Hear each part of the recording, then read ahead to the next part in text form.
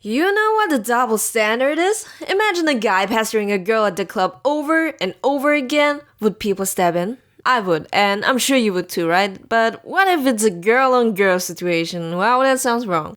Well, sit down and listen, guys.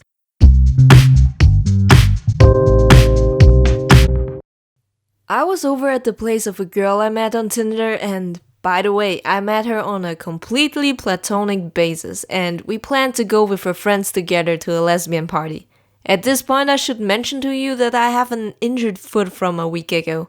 I still wasn't in top form, but I texted that Tinder girl anyways that the party was on. I mean, I could walk again, just not much, and I certainly couldn't walk fast or stand up for too long, but it doesn't matter. Those are all secondary functions, right? I entered her room and there were two of her friends sitting and drinking. I sat my ass next to the blonde girl because I'm into blondes. We introduced ourselves, her name was Flora, and she had a boyfriend. A lot of people up until now have told me, that's a reason, but not a hindrance. Nuh-uh, that's not what I'm about. There are limits. I ain't gonna run around and destroy relationships. As we hung out, the topic of sexuality eventually came up and the girls were all straight. Go figure, didn't expect anything else. We chilled for a couple of hours and off we were to the club. So we arrived in the club. The girl and her friends were joking around like, that'd be funny if one of us straight girls got hit on by a lesbian. Haha, yeah. Be careful about what you wish for, cause you So the Tinder girl branched off to talk to other people there. Her other friend went to the bathroom and fell into the toilet because I never saw her again, leaving only me and Flora. It's like they knew what was coming and quickly left. One of the butches came over. She wasn't just a butch, she was a hardcore lesbian. The kind of lesbian who'd give themselves a name like Max with a buzz cut hairstyle and ran around with the complete men's section aisle of H&M. I'm not kidding, she actually introduced herself as Max to us. And Max, that girl, I tell ya, was a player, cause she immediately hit on Flora. She hit on the one girl in our group that has a boyfriend instead of literally 100 lesbians and bisexual girls surrounding her left and right. Max went straight, for a heterosexual friend who has a boyfriend. I was like, yo, I need to tell her, cause this happened to me before. Sometimes I accidentally hit on the straight girls too. So I took Max by her arm and dragged her to the side, facing away from my straight Paul. Hey man, I like your style, but you can't hit on her. She has a boyfriend. Max just smiled at me with a nod and said, I don't care. Turned around and went back to Flora. Flora, Max and I were dancing in front of the DJ podium, enjoying our time.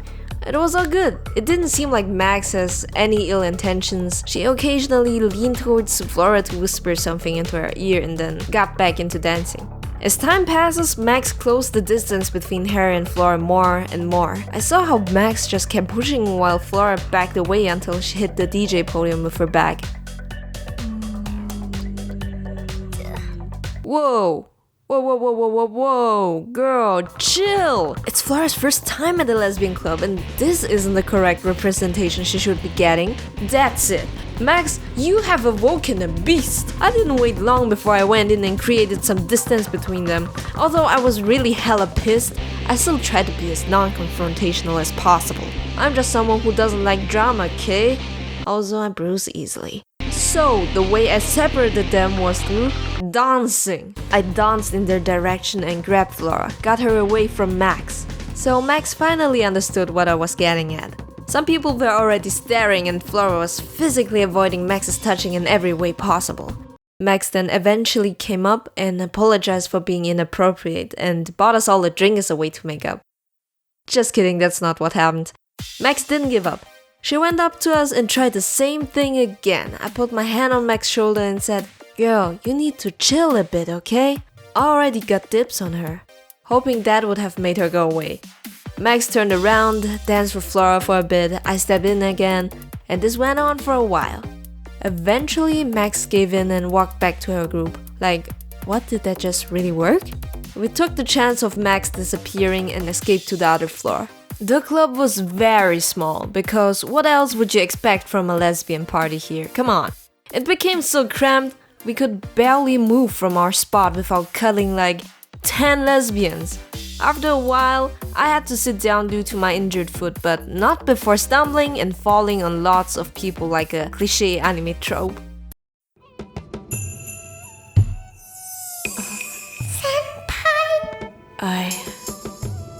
I gotta sit down. Ow, ow, ow, ow. The fuck? Flora sat down next to me. We talked a bit until the one and only Max showed up again. And when I thought that girl couldn't be more cringy, she had this expression on her face where it looked like one of her eyebrows got hooked on a fishing pole while she was chewing gum as obnoxiously as humanly possible. What are you, a Japanese delinquent? The music in the club was really loud, but the way she chewed her gum made me still hear it in my mind.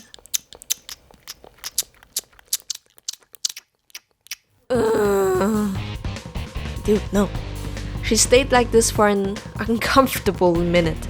Yeah, a minute may not sound like much, but if all that happens in this 1 minute is that a creepy girl tries to seduce you with their fishhook eyebrow look, then that was a long minute, fam.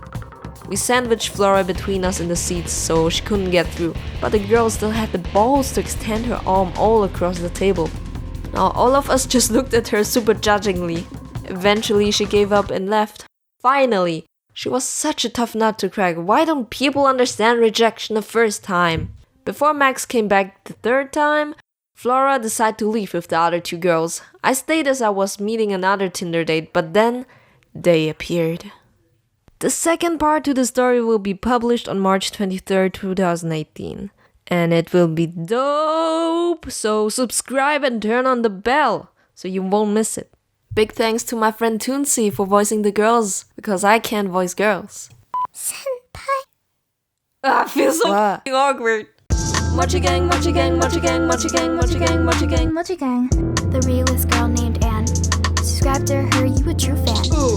Hurry and join a Delete clan. Yeah. Don't know her, you a caveman? Nope. Following her is a rad plan. Mochi gang, mochi gang, mochi gang.